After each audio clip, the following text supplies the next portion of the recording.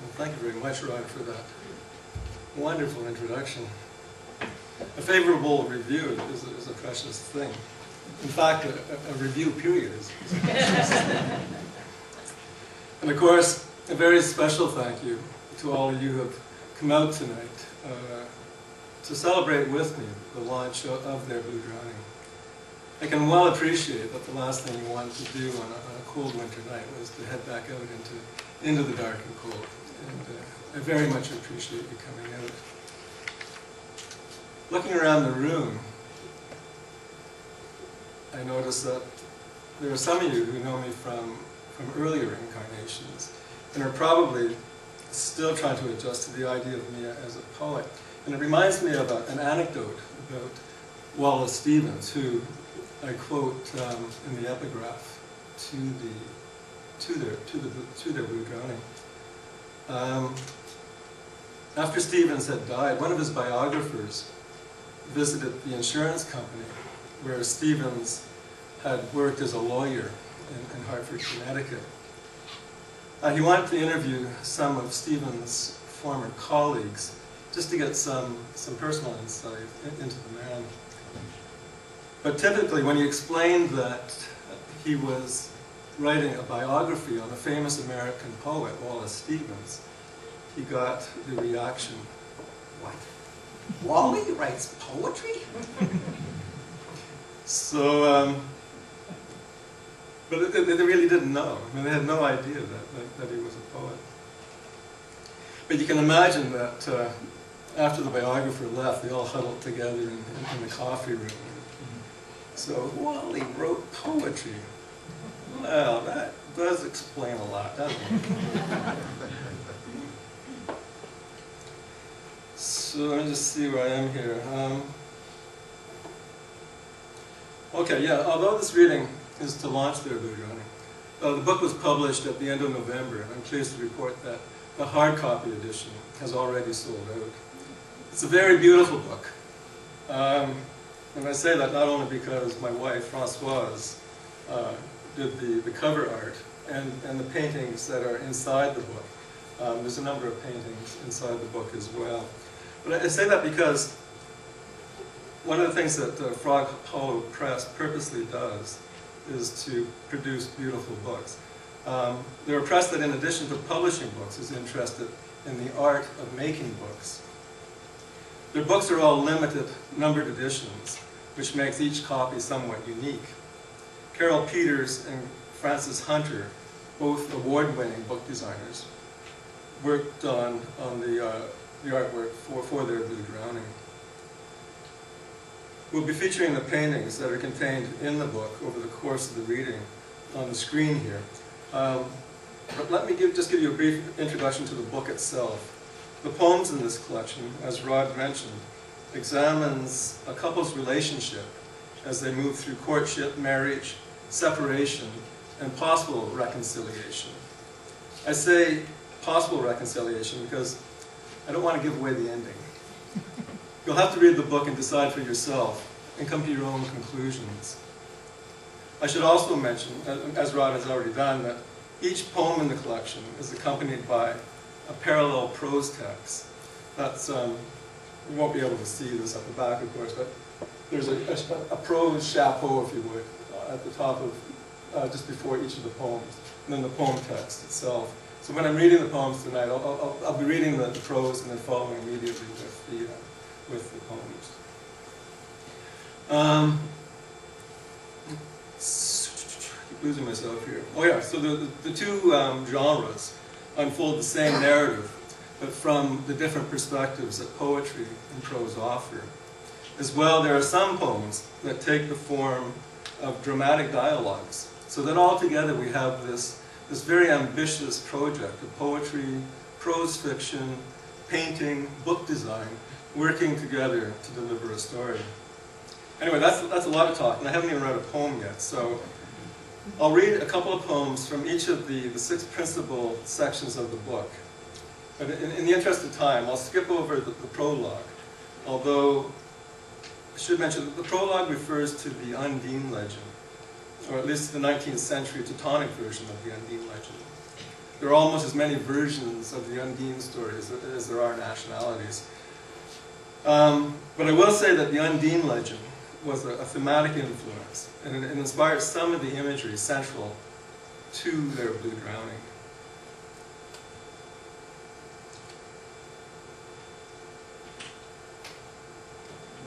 So I'll start with the opening section.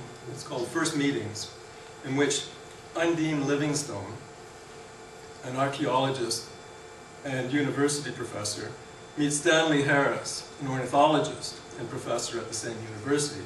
The two meet through their work at the university, and over time a relationship develops. I've lost you all on this.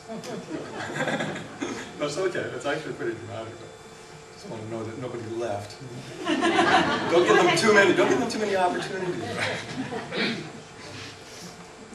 Okay, so where was I? Okay, so I've introduced Undine Livingstone and Stanley Harris.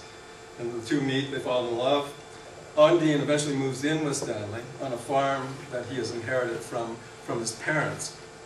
At the back of the property there are woodlands and marshes where Stanley can study the migratory patterns of a large variety of birds. Okay, finally a poem. Well, not quite. Prose text first. This is the first time Undine Livingstone has chaired an interdisciplinary study group, and the prospects excite her. The diversity is remarkable, she tells her mother over the phone. We have mathematicians, philosophers, physicists, you name it, even an ornithologist.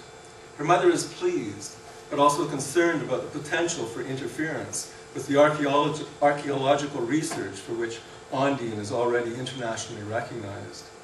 Don't worry, Mother, some committee work has to be expected. It's not really interfering with my research.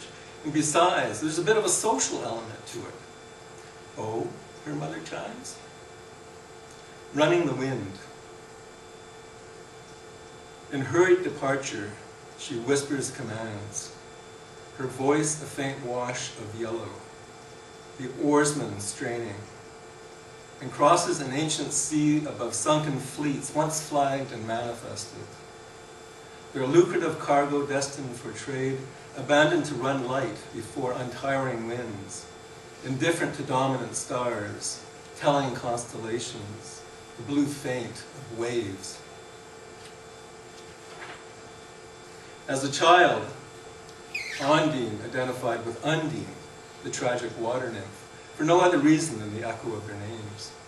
She was particularly fascinated by the idea of a parallel universe, perhaps an earlier time in the evolution of a grand design inhabited by human-like beings. The notion of beginnings captivates her. Privately, she believes the first land creatures did not crawl out of the receding waters that covered the planet then. They flew with 6 wings like seraphim. Incarnation. In the courtyard he appears, shadowed doorway, yellow window frame, iron barred and locked to hold his language captive. Though she is gravity and contains the message of his lips as she would a kiss or caress, mystified by the favors of gods, their manner of salutation, their sense of metaphor, her robe unfolded to the waist, his wings a palpitation of color. Stanley's study of the migratory behavior of birds has led him to intuit a rhythm to life. He can be passionately giddy on this subject, a quality rare in him. Undine loves his non-rational side and shares his belief in a universal design. It is a notion, she knows, has singly shaped civilization after civilization, and for her, it is elemental. Migration.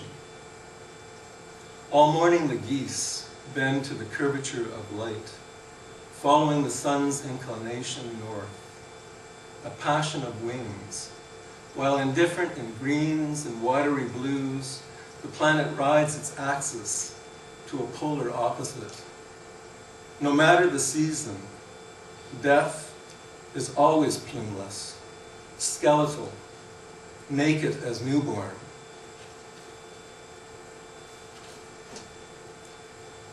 So in the next section, the second section of the book, Courtship and Emissary Angels. In this section, Stanley proposes to Ondine. Today, as Stanley photographs a heron, a rainbow trout breaks the surface of a nearby stream and flips in midair. Ondine sees it as an emissary angel, its aura arcing electric. She smiles to herself, realizing for the first time how anxious she is for Stanley to propose. Annunciation. Out of the tangled roots, the river's sweltering banks, where each wave is a gentleman caller and the shoreline longing, the mayflies swarm an ellipse of open and close. Their wings the sound of silver, and gold is this day, passing over summer.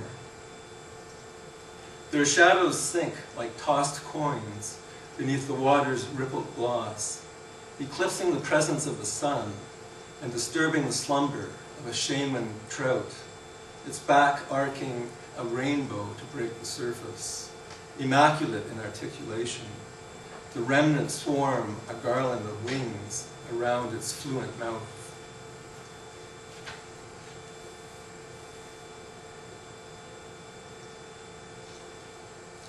Ondine is fascinated by flight as a practical mode of locomotion and as an effective means of self-preservation. Tonight she dreams of Icarus, pausing in his escape from Crete to press his lips to hers and absorb her in his language.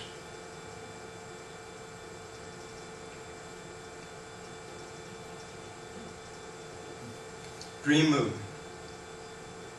Her voice, speechless in sleep, imbued with dreams of yellow perch swimming rings around the moon, carries in syllable across the night water and sinks as silk netting, to gather the silver scales of ghostfish, the black pearls of a shaman's rattle, the sunken feathers of those inconversant with the language of the sun.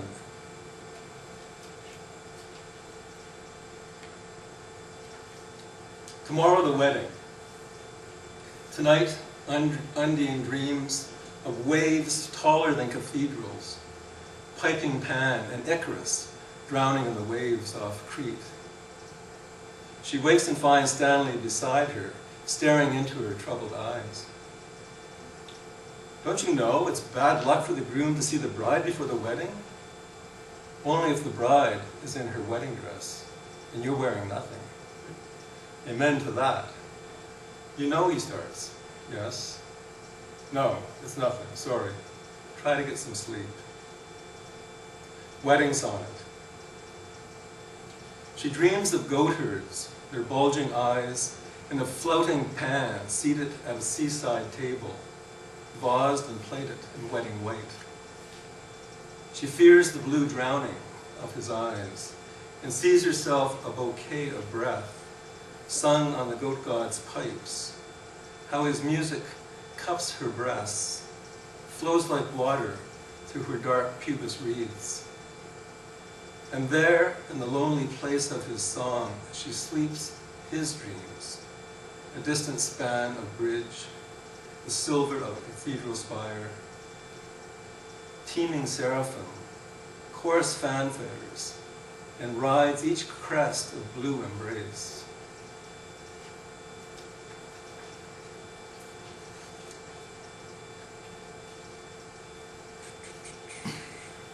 So marriage follows courtship, and in the next section of the book, Build High Their Chamber.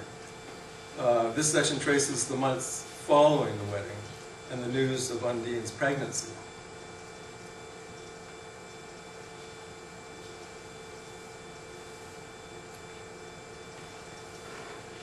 An old chapel near the university. A small group of family and close friends has gathered to hear Ondine and Stanley exchange the vows they have written. Leaving the chapel, they are softly pelted with showers of rice, symbol of fertility. As the guests move toward their vehicles, flocks of pigeons descend from the bell tower and neighboring buildings to peck up the strewn white grains. Epithalamium. High must be the chamber builders. Build it high, taller than cresting waves. Fast approach the bride and groom.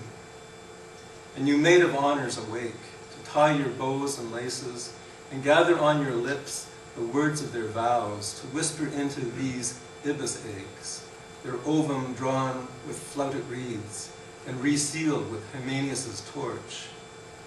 Raise high the rafters, builders, raise them high. The bride and groom fast approach, and are this day Leviathan. Several weeks pass, and Undine is pregnant, a source of both laughter and tears for her and Stanley. In her newfound fascination with her body, she stands before the bedroom window and examines the contour of her naked reflection in the glass. Outside, the flight of a distant kestrel breaks her concentration. With arms outstretched, she begins to imitate its movement and echo its cry. Imagining the life growing inside her, buoyed on a wave of amniotic fluid, thrilling to the sound of speech, the color of sound. This first cold morning, her arms outstretched in silent study, she imagines the lift and fall of wings feathered into flight. Her eyes fixed on a kestrel, its hover and row, its piercing cry beating the glass, killy, clee, clee, while her unborn child, asleep within, dreams the rush of feathers. Killy, clee, clee. She repeats each beaded syllable, her breath condensing in rivulets on the window. A cartography she traces, her fingers recalling the ultrasound's pulse and the echo of cells dividing, shaping silence into speech on lips not yet kissed.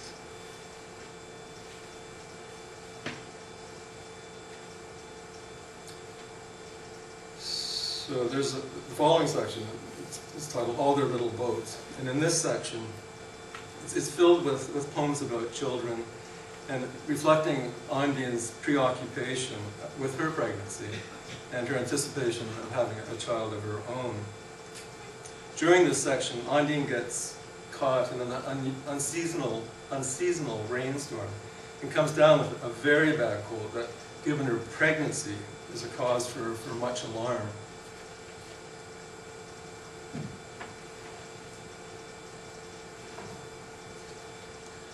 Undine is ordered to bed by her doctor, particularly cautious given the pregnancy and symptoms of bacterial pneumonia.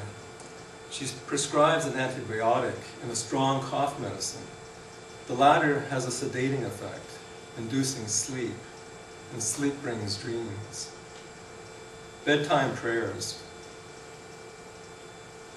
After the maelstrom of day, all their little boats lost, slow comes the sleeping hour. The village streets fogged and empty, save for a stray goat, near blind and frightened, charging the flickering shadows, the tick-tock of its hooves echoing black on the wet stone cobble, its panting face caught in the street lamp's yellow aura, awaiting the Judas kiss. She wakens crying in a panic, and it is some time before Stanley is able to calm her back to sleep. Afterlife. Teetering on the swing of pendulums, the edge of hour hands, the stillborn wander invisible through hidden hemispheres in search of parks and playgrounds where children tether kites to barking dogs and calibrate the tick and twirl of tomorrows and the lilt of lullabies. While cows nightly conspire to jump over moons and love-struck dishes run away with spoons.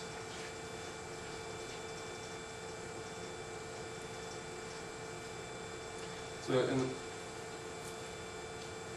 the final section, titled Their Blue Drowning, Undine's pregnancy is ended by a miscarriage.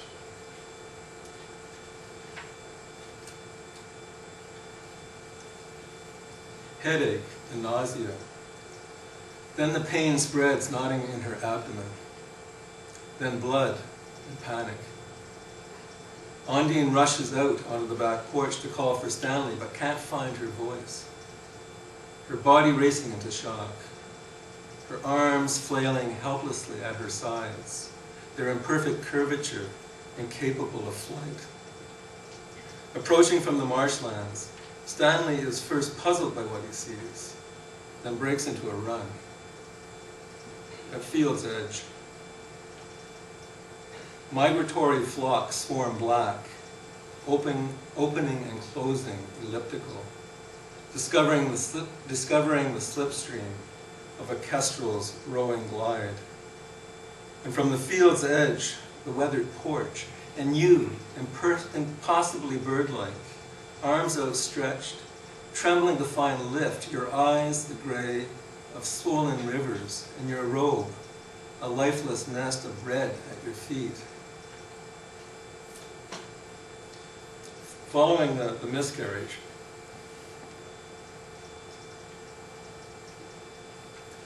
Ondine spirals into a very deep depression. And her stay in the hospital is prolonged due to related complications. Stanley's efforts to comfort Ondine during her depression are to no avail. And during her lengthy hospital stay, he ends up having an affair with one of his graduate students. This, of course, only adds to Ondine's grief, and she and Stanley end up separating. I'm simplifying this part of the narrative so not to give away too much of the storyline. However, I will tell you that Ondine does recover, and in time she returns to her work as an archaeologist, and in fact heads off on a new archaeological dig. So I'll finish with two more poems that suggest a reconciliation. But the story still continues on from here, and as I keep teasing, you'll have to read the poems that follow to determine how the story ends.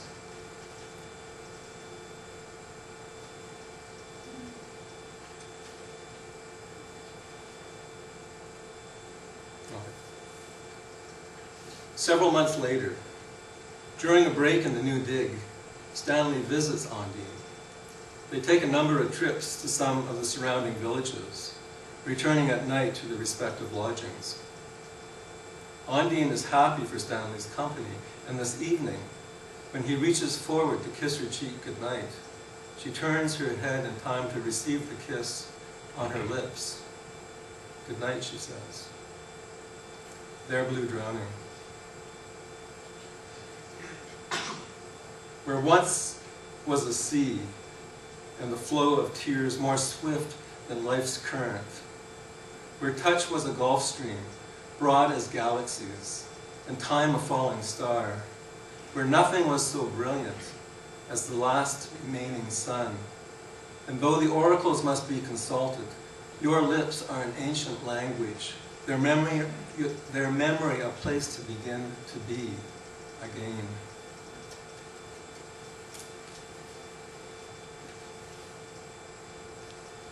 During the final stages of the dig, they visit the ancient city of Miletus, now modern-day Millet.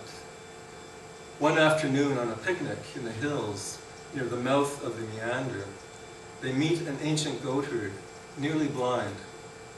He recounts his life story and his family's hardships. Offered a glass of wine, he swallows it down in a gulp, then laughs so hard that he startles the goats. Ondine and Stanley too. Delighted, they join in and embrace, losing themselves in each other's joy.